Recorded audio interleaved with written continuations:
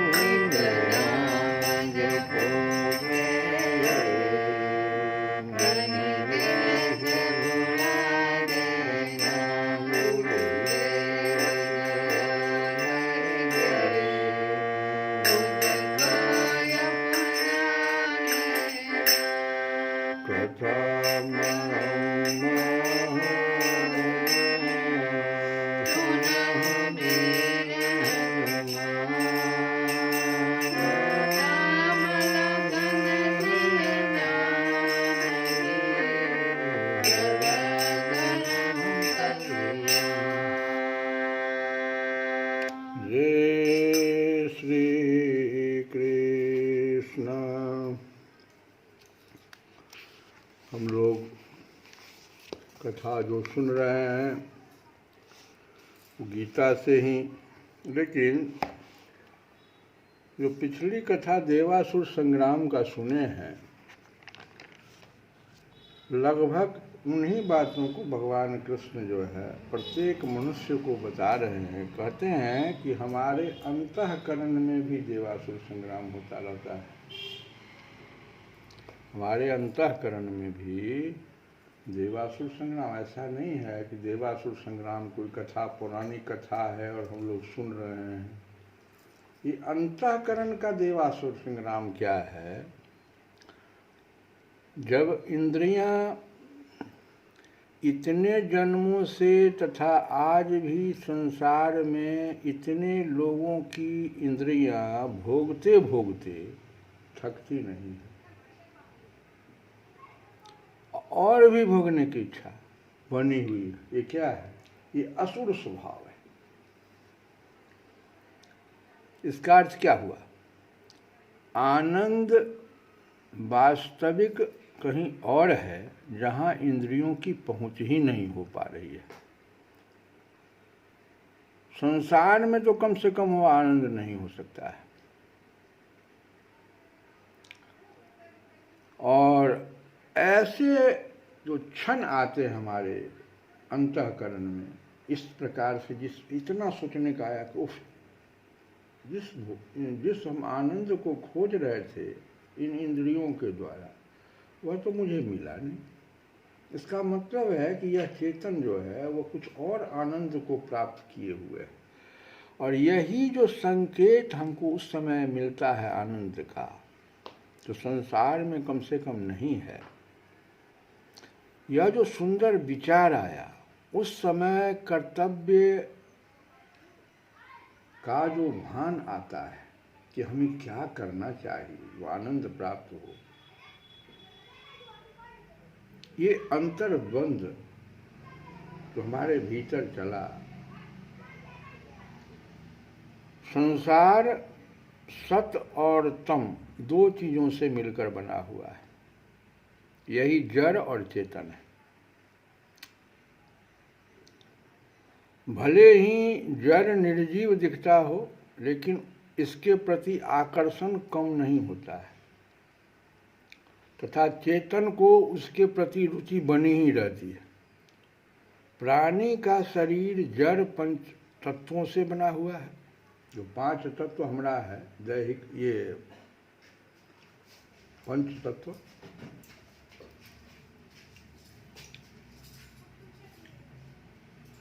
हुआ तो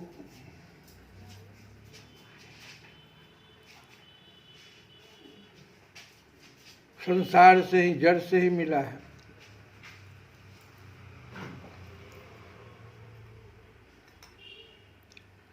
और उसमें चेतन रूप में प्राण सत्ता विद्यमान है। यह भी तो दोनों का संयोग ही कहा जा सकता है, जो जीवन रस को आगे बढ़ाते रहता है। तो दोनों का दोनों के प्रति आकर्षण और सहयोग रहता है। यही आकर्षण संतति उत्पादन में सहयोग करता है तथा संसार की रचना होती रहती है। अब क्या है, अगर संतुलित पूर्वक यह उपभोग होता है जड़ और चेतन के बीच में, तो कोई समस्या नहीं है। लेकिन जैसे ही कोई एक दूसरे का असंतुलित उपभोग करना शुरू कर देता है, संघर्ष बन जाता है। यही